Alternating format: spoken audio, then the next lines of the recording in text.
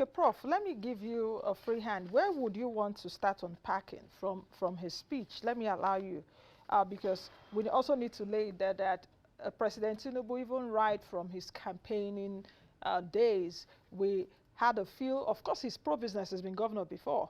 He's pro-business, he's pro-market. But where would you start to unpack from his speech? Because we have security, we have monetary policy, you have he talked about the Naira, he talked about jobs, he talked about agriculture. So where for you did hit the nerve? Okay, let me start with, you always start with policy and objectives, so that other things will come in. He said he will work towards a GDP that is greater than 6%. But he made a link between that GDP and employment. But I need to disabuse the link, because GDP, the components of GDP are investment, then you have output, you have consumption, and then you have balance of payments, the difference. So you can borrow money, the system sees it, the statistics sees it as an investment. But that investment could go in consumption of, paying salaries or doing things that are not going to be economical. So that will not create any job. Do you understand? It's only, and from him making link between GDP growth and jobs means that he is actually taking the next one, which is we're going to borrow if we have to borrow because we don't have any national savings.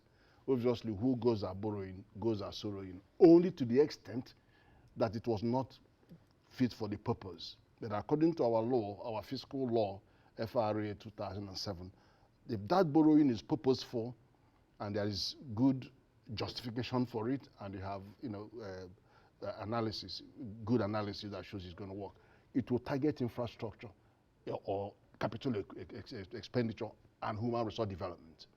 Once you are linking to human resource development, then you are now going to create jobs.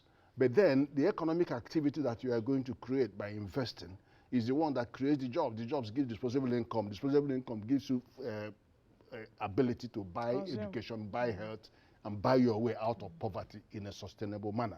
So that connection means this is the direction he is going.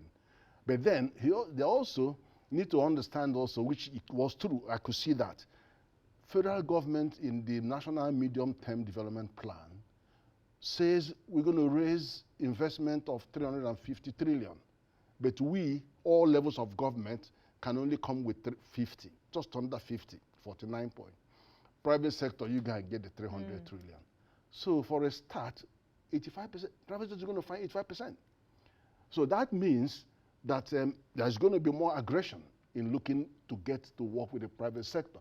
And there are many signals from this speech that shows it's going to have a real go at it. I don't want multiple taxation. That's one of the complaints of investors wanting to come into the space. Or I'm going to make sure that I invest. I don't want fuel subsidy. And then one of the reasons he didn't want it is that he wants to take that money and put in health and education, which is human resource development. Now you are connecting labor force again. So you could see that all that link. So this is why I said we'll start from the policy and come down. But is it achievable? 6% growth? Absolutely. Because, by the time you touch one or two things, we'll be flying. How far